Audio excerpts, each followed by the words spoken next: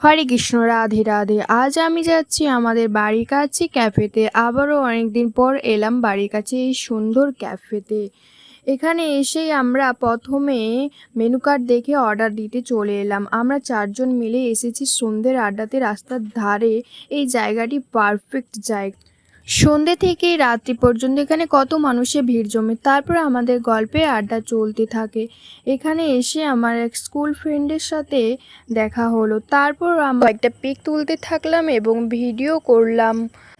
আর এদিকে আমাদের গল্প শেষ হতে নাই হতে আমাদের খাবার চলে এসেছে।